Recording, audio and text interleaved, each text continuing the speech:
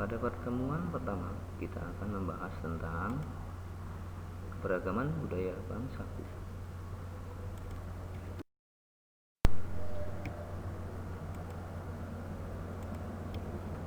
Tahu kamu bahwa Indonesia terdiri atas banyak pulau, suku bangsa, tarian, rumah adat, serta agama? Ayo, kita cari tahu lebih jauh tentang keberagaman itu.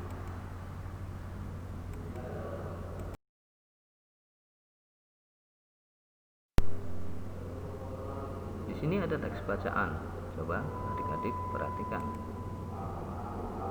Teks bacaan berjudul Pawai Budaya.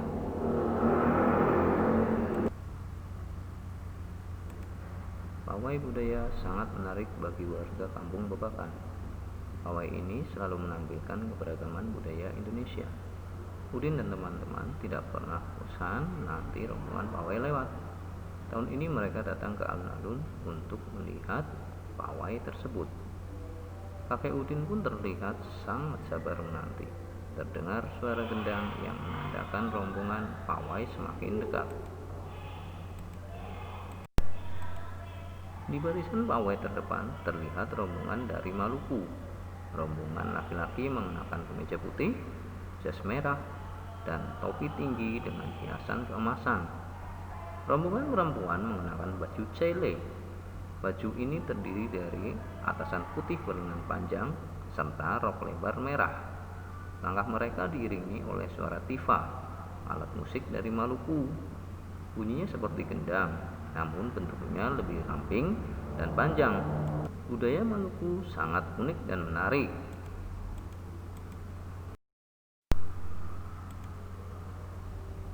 Budaya Bali terkenal karena bunyi musiknya yang berbeda. Rombongan dari Bali membunyikan alat musik daerahnya, ceng-ceng namanya. Alat ini berbentuk seperti dua keping simbal yang terbuat dari logam, nyaring bunyinya ketika kedua keping ini dipadukan. Rombongan dari Bali diikuti oleh rombongan dari Toraja. Wanita Toraja memakai pakaian adat yang disebut baju koko. Rombongan laki-laki menggunakan pakaian adat yang disebut sepa talung buku. Rombongan Toraja membunyikan alat musik khas mereka, Pak Kompang namanya. Alat musik ini berupa suling bambu besar yang bentuknya seperti angklung. Unik bentuknya, unik pula bunyinya. Budaya Toraja sangat menarik untuk dipelajari. Udin dan teman-teman senang melihat pawai budaya. Selalu ada hal baru yang mereka perhatikan setiap tahun. Pakaian adat dari berbagai suku di Indonesia selalu menyenangkan untuk diamati. Benar kata Ibu Udin, kebudayaan Indonesia memang sangat beragam, kaya dan mengagumkan. Nah, di sini info penting untuk adik-adik perlu untuk diketahui, yaitu setiap bacaan biasanya terdiri atas beberapa paragraf.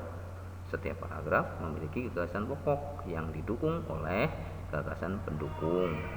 Gagasan pokok adalah ide utama yang dibahas dalam suatu bacaan. Dapat berupa kalimat inti atau berupa pokok paragraf. Gagasan pendukung adalah uraian atau tambahan informasi untuk gagasan pokok. Bagaimana caranya untuk menemukan gagasan pokok? Caranya yaitu yang pertama, bacalah teks dengan seksama supaya bisa memahaminya. Yang kedua, baru menemukan kalimat utamanya.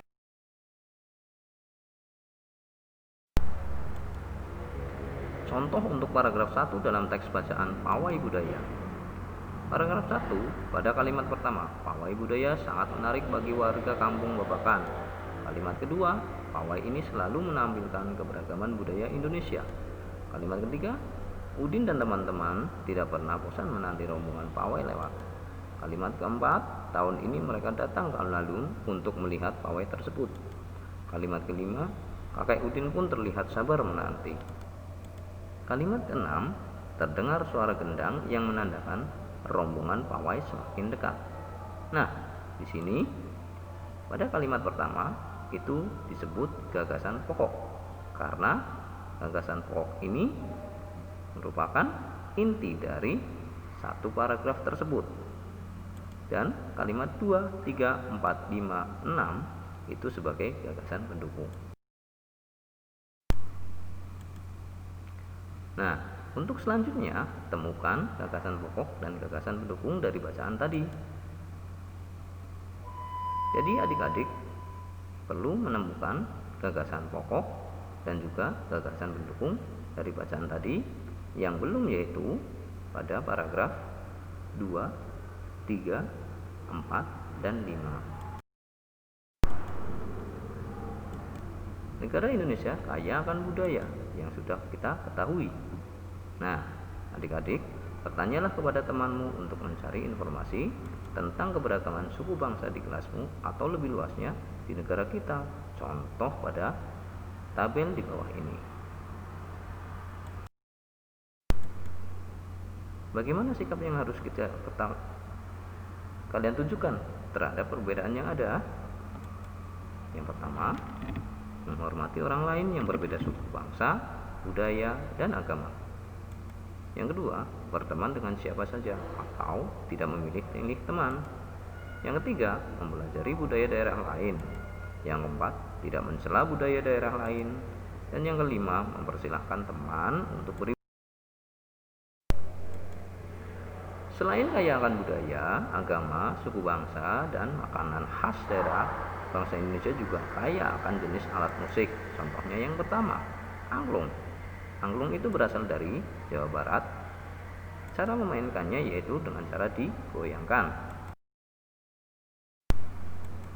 Yang kedua ada saluang. Saluang berasal dari Sumatera Barat. Cara memainkannya yaitu ditiup. Alat musik yang ketiga yang namanya kendang. Kendang berasal dari Jawa Barat. Cara memainkannya yaitu dipukul atau ditabuk. Selanjutnya, alat musik yang keempat yaitu tifa. Berasal dari Papua, cara memainkannya yaitu dipukul. Alat musik yang kelima yaitu sasando. Sasando berasal dari Nusa Tenggara Timur dan cara memainkannya yaitu dengan cara dipetik. Alat musik yang dimainkan dengan cara digoyangkan, ditiup, dipukul, atau dipetik akan menghasilkan bunyi. Segala macam bentuk bunyi berasal dari benda yang bergetar. Getaran dari suatu benda akan mengakibatkan udara di sekitarnya bergetar. Getaran tersebut menimbulkan gelombang bunyi di udara. Benda-benda yang bergetar dan menghasilkan bunyi disebut sumber bunyi. Bunyi dapat merambat melalui benda padat, cair, dan gas. Namun, bunyi tidak dapat merambat melalui ruang hampa udara atau dinamakan ruang yang tanpa udara. Lalu, bagaimana caranya agar dapat menghasilkan bunyi yang lebih keras? Caranya yaitu dengan memperbanyak jumlah getaran dalam setiap detiknya. Jumlah getaran dalam setiap detik itu disebut frekuensi. Nah, demikian pembelajarannya. Selamat belajar buat adik-adik. Terima kasih.